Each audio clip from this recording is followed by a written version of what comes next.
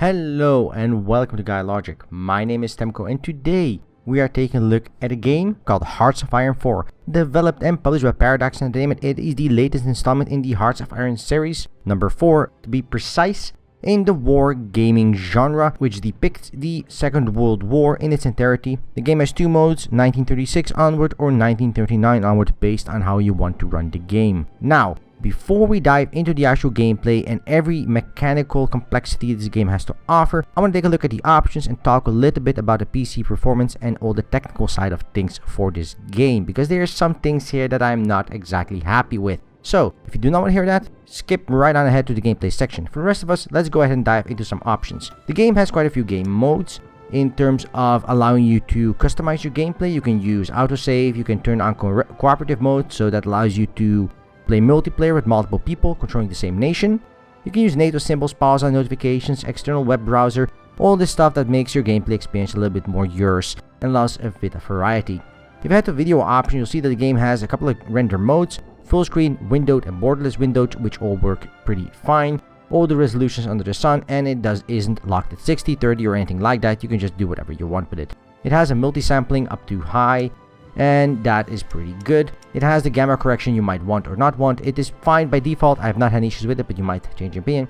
And texture quality. It has quite a few options in regards to shadows, 3D buildings, 3D units, trees, refraction, and so on and so forth. The problem here though is that the game's performance tanks heavily. As soon as the game enters actual World War II and there's a lot of armies on the field and you have alliances with the Axis or the Allies, your frame rate will drop in the low double digits. I've had 15-20 frames a second on my GTX 780. Turning off all these abilities, turning everything to low, still couldn't get me a stable frame rate of 60 FPS. Everything up to that point, so all the small scale stuff in your nation with a few units on screen works fine. But as soon as it scales up to multiple dozens of units on screen at any given time, during the height of the war, your frame rate absolutely tanks. Now, it's a wargaming game, and high frame rate isn't exactly necessary, but it's still not okay for a game to run at 20 FPS in this day and age, while not actually being apparently that graphically demanding from what I can see. But apparently it is, and such it does, so be aware that your frame rate may tank absolutely. Now, I've not had any issues running the game at all in other situations. My CPU is not being overloaded. Its total load is only at around 50% at full game load. My GPU is same, about 50%. Its temperatures are not high. It's not throttling, nothing like that. I'm just not sure, but the game drops like 20 FPS, so there is that. If you take a look at audio options, the 4 sliders you expect are here. Nothing strange or out of the ordinary here. I have not noticed any actual voice acting in the game, so there's no need for any of that. And overall, no complaints here on the audio. All the volume sliders work perfectly well, and the audio scaling is just sublime.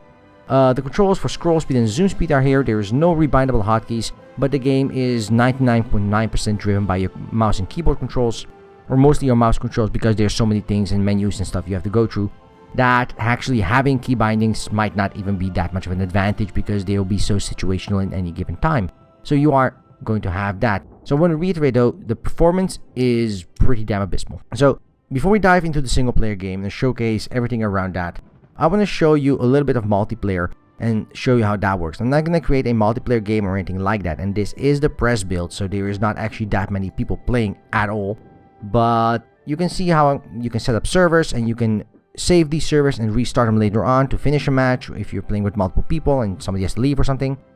You can even set the version of the game, or whether or not you want to protect the password, which mods are needed for that game. There's quite a few things you can configure and customize for yourself. You can even set up a LAN game if you so desire, which is something we see way too little of in this current day and age. I do very much approve of that. Now, multiplayer or single player, they're basically the same. You pick a game mode and you go with that, and multiplayer obviously has multiple people, and single player has the AI component. So let's go ahead and dive into single player and continue with the save game I have saved up and ready for you guys right about now, and show you what the hell is going on with the game. Now, it's really hard to talk about a game like Hearts of Iron 4 and do it by any sort of bullet point. The game is a wargaming experience which goes from A to Z on the scale of all the information in the world you need to know. You can start a campaign in either 1936 or 1939, and based on that, you start in either the direct war sequence or you start in the preparation to the war sequence. Now, if you are a new player, you just want to get into the action, I suggest starting at 1939 and ignoring everything else. On top of that, the game allows you to pick from any of a dozen countries, or more than a dozen countries even, 7 different major powers, bunch of minor powers, like the Dutch, or Belgium, or you can go with the British or the Soviet Union or even the Germans. And based on that, certain things might change in the world and how it progresses. Now, the game has 2 settings as well. It has a historical setting and a non-historical setting. The historical setting implies that the game will try to accomplish what the real world powers that were back then tried to accomplish in those same time frames. So Germany will invade Poland, it will annex Austria, the British will ally with etc, etc, etc. All of these things will happen in the game world if you have a historical setting on, and the game will try to sort of steer them in that direction more or less. If you have that setting disabled, the game will go and do whatever it feels best at a given time regarding alliances, etc., which can breed some really hilarious situations with Germany going democratic or the Soviet Union allying with America. It's happened and it's really hilarious. But obviously not very historical, so I do suggest if you are into the wargaming thing to check out the historical part of the game because it does provide a more authentic World War II experience. Now, the main problem with most games that are either paradox games or different strategy games is providing the player information regarding the things they can or can't do and the things they need to watch out for down the line. In most strategy games, you make your decisions in a split second. StarCraft is very famous for this. You make your strategic decision, and that decision will have impact for the next 2 or 3 seconds before you have to think way further ahead and have to do many things at the same time. Some other strategy games, even Stellaris, a whole different type of game, as you plan ahead several minutes and thinking ahead of various options, but those games not always have the information available you need, so you have to guess and hope for the best. A wargaming title really lives or dies on the ability to translate information that is available in the game to the player, and Hearts of Iron 4 does a phenomenal job of displaying this information to the player in a variety of modes, from different political maps to different overlays to attack plans and defensive plans of your allies and enemies, from knowing the unit compositions, from knowing what technology you can research, and even how much technology is going to be held back based on how far ahead it is, based on the historical timeline. There's a lot of things the game showcases, shows, and brings to the forefront of the player whenever that player needs it for a strategic decision. This though breeds a different problem, and Hearts of Iron does suffer from this quite a bit, which is clutter. On screen, when a war starts, when you are trying to figure out different upgrades, when you're trying to build, for example, bunkers, and you're trying to build factories and stuff like that, the game has a tendency of overloading you with tons and tons of information at any given time. A good example is when you have a battle with a front line, and you have allies who have also created a front line, and maybe you have a secondary battalion using a different type of combat tactic further in the south or north that is using another combat line. All of these will overlap, all these units will overlap, all these tiles and icons will overlap, and unless you are actively clicking through all of them one by one, you will not know for the life of you what is going on. Now, combat actions and attacks are always highlighted, of course, and territory that is in your control is usually highlighted properly, but often case you will have a big stack of units from yourself or your allies or your enemies all piled up in 1 or 2 tiles. If you zoom out a little bit, all of that gets thrown together and you lose overview of what is going on. So I do wish the developers spent some more time trying to remove some of the clutter without killing off the information. I know, tall order. Where the game does provide a ton of information though is definitely in its upgrade and research system. Unit upgrades and compositions of various mobile infantry or artillery units, etc. Everything is quite clear in what it displays. You gain experience, you combine armies, these train, you see attrition, you see use of materials, you see logistics lines and resupply lines. You can look into your upgrades and see that certain units may be using a tier 1 weapon, certain units may be using a tier 2 weapon. You can select a specific division and see how much they have left in terms of weapons, how much they have in terms of artillery, shells, etc. All this information you see, and you can act accordingly to that. You can make a good decision and say, well, I have this little bit of army here that might not have a good resupply chain, but because I know I can see that they have a large stockpile of units and bullets and guns and artillery and support troops with them, I can still make this attack happen provided certain other parameters are in place. So there is a lot of decision making you can do and a lot of information you can extract from that. Sadly, when you look at the map, oftentimes your local map, your regional map, your naval map, your flight map, combined with the various political maps and overlays, does breed a lot of clutter. And I wish there was some way to either disable certain map types or just merge them together with less information available, like disable ally units in this region, just so you can sort of see what is going on the fly. Sort of more filters to customize your mapping experience, which I still think the biggest drawback of the game. Now obviously it's a wargaming title, so the combat mechanics aren't actually even there. When you throw a unit against the other unit, all that's gonna happen is gonna be a little timer and a tooltip saying what the hell is going on, and you do not actually have a lot of direct influence on the game in that time. So all your decisions and all your information is based on providing the tools, the information, and the logistics for your armies and for your units to do their thing. Now, one of the other things that the game has to really incorporate quite well for the player to know what they're doing is diplomacy and information. And here too the game lacks a bit. Now, Paradox games have never had a strong diplomatic suite, and you can see this in Stellaris, and you can see it in different titles of theirs. Diplomacy and communication between the player and different factions in the game is always a little bit lacking. It is really no different here. If you're a major power like Britain or Germany, or if you are a minor power like the Netherlands or Belgium or whichever other one, you will only become aware of certain restrictions placed upon you when you try to accomplish something. Trying to influence Germany to be more democratic as the Dutch is a really hard thing to do, because you first have to try and get a endorsement for the German, but you have to make sure that they even accept it because you're such a tiny world power, but there is no information or trigger to showcase when this might be the case. I might go to Belgium and guarantee their independence, and they'll accept that and improve my relations with them, and obviously force me into combat should they enter a war. But if I do the same to England, or I try to do the same to France, they will laugh at me and not actually accept that. The game doesn't tell you when this threshold is reached. You sort of have to guesstimate based on whatever you remember of your history lessons on which countries were the major powers at that given time. Because the game doesn't actually tell you that, and that is a damn shame. Also, things like trade and resource production is a little bit of a convoluted system, because resources you trade for are a continuous stream, so you don't have a stockpile of resources. What you have is a certain number of resources that are being produced continually and used continually. So if I have 10 iron, I will always have 10 iron, and I can only use 10 iron at any given time in my factories unless I buy some from my allies. And I buy some factories by sending out convoys to pick that iron up or whatever else I need, and then I supply factories to process that iron into usable materials for me to then use that to do my production, either for Navy, Army, or aviation units. Now, again, the game has all the information available, and it does a really good job of simulating a good wargaming experience. All the various things you can build and anticipate on are readily available. If your enemy is not aware you're building bunkers and they attack into your bunkers, they will have major negatives to their morale and their willingness to fight. National cohesion and disruption of that cohesion by propaganda, by sabotage, by other means, is a major tool to break apart a country without actually having to defeat all their regions and armies. Some nations have a very high national cohesion, some nations do not. The French, for example, have a very low national cohesion, which means that if you're Germans or the Italians, and you can exploit that by, for example, taking Paris really early on in the war, you can break the French quite efficiently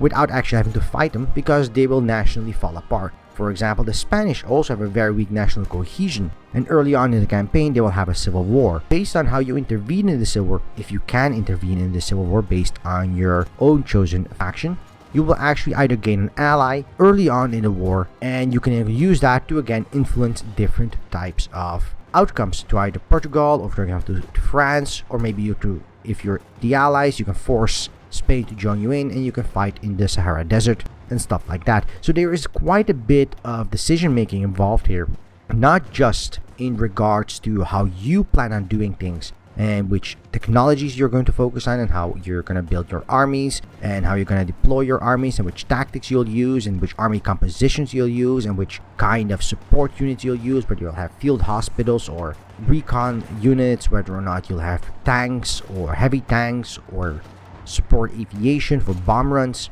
or whether you're going to play the political game and try to influence your opponents by espionage and rebellions and secession and sending in volunteer troops to various sort of allies that are not really allies of yours and your enemy to bolster the other fronts that the war is being fought on. You'll have quite a few options here to influence the game, which provides the game with a huge amount of replayability. Obviously, the game is a Paradox title, so modding is 100% a thing, and there's a couple other things that the game does really well as well, but that do provide the game an extra layer of complexity, which I don't really favor. Now, the tech tree, for example, is a very simple tech tree that is the same for every race, except for the factions that have a different tech tree, which is all 7 major nations. So the Soviet Union, the Germans, the British, the French, and so on have a unique tech tree for their feats and national focuses, where you can unlock certain things such as more factories, or you can unlock faster research speeds, or you can unlock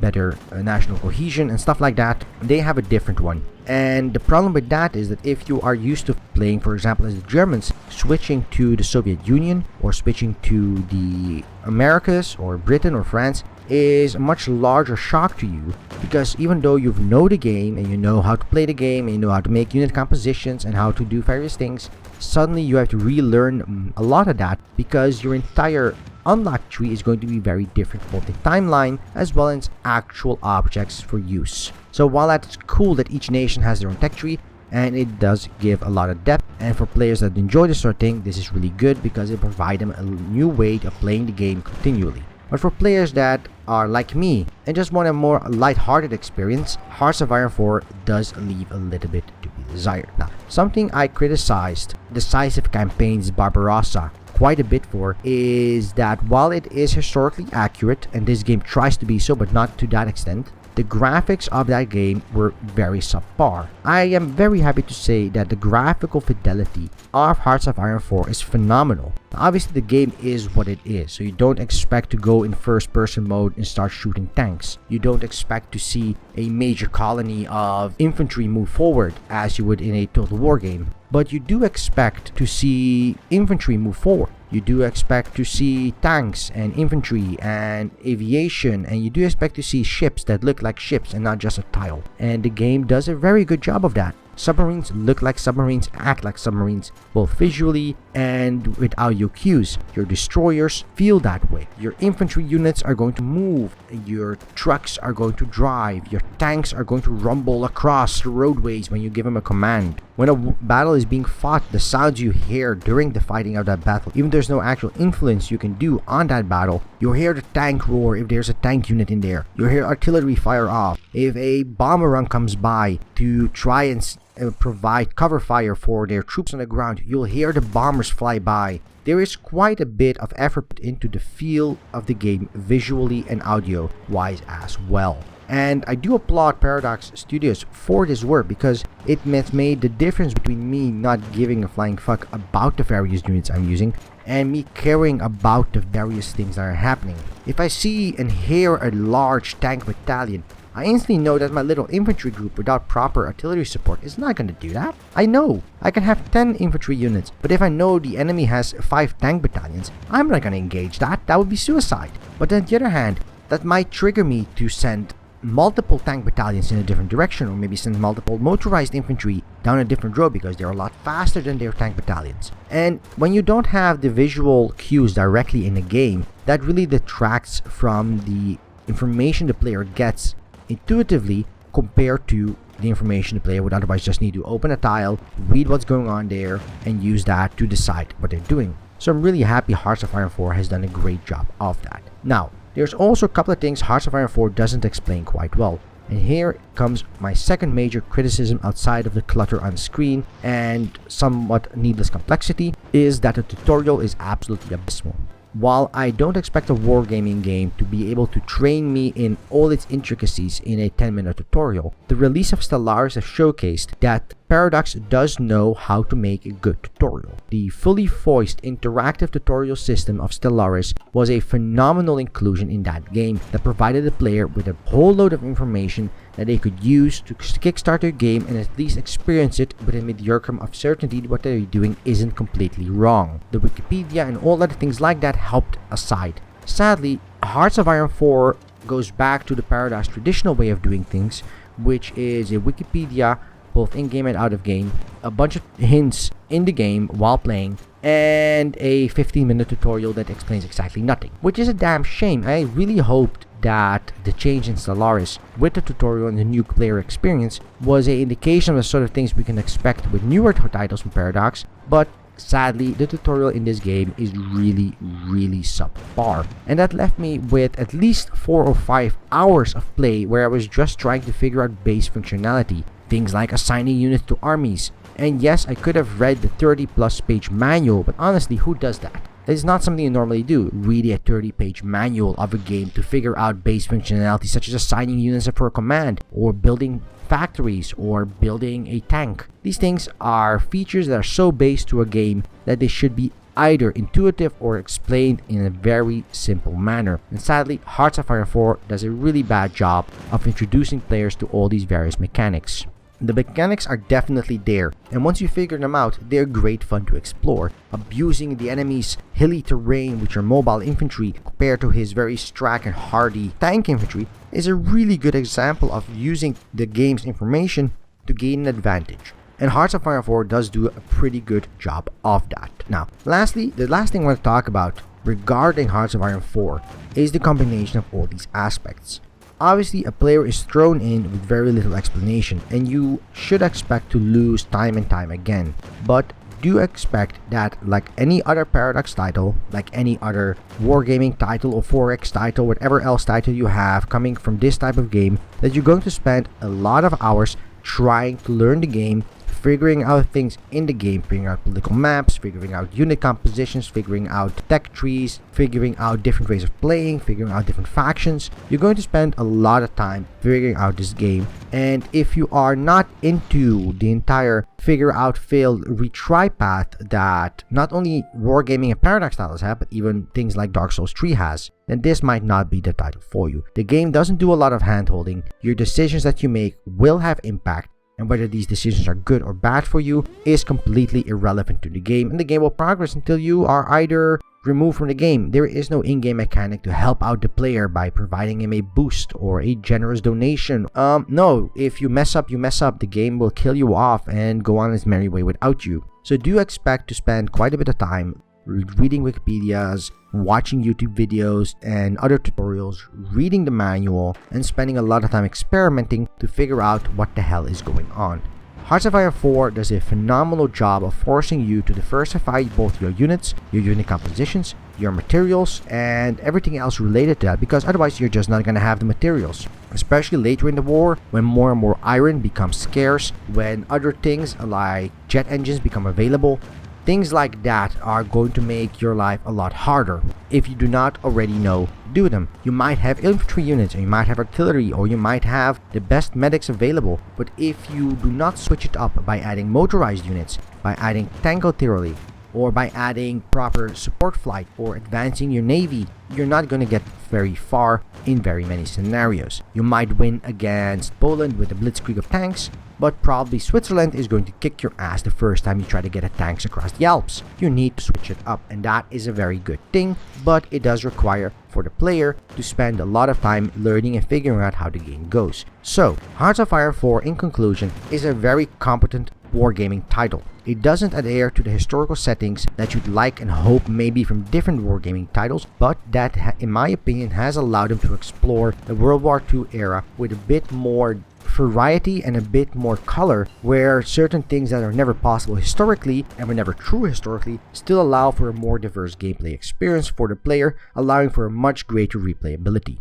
The game is complex and requires a lot of time, both in time invested in playing and time in simply learning the game to fully grasp all its form and function. And modding and the modding community will probably expand that exponentially, as with many Paradox titles. The game does a great job of conveying information to the player graphically as well as with audio cues, and that is a good thing because the information needed is very large on all aspects, be this from the extensive tech trees, feat trees, or just the way the map works in all the political landscapes. Sadly, the tutorial is very subpar in the game, and the major overland map, even with all its filters, is still extremely cluttered, making it oftentimes very impossible to see all the information you might need or want to have at your disposal at any given time. So overall, I did enjoy Hearts of Iron 4. It provided a very nice mix of a classic wargaming experience coupled with a grand strategy freeform RTS, which provided me enough of a historical side of things that I knew what I could expect based on that, but it also allowed me to freely explore some strange things,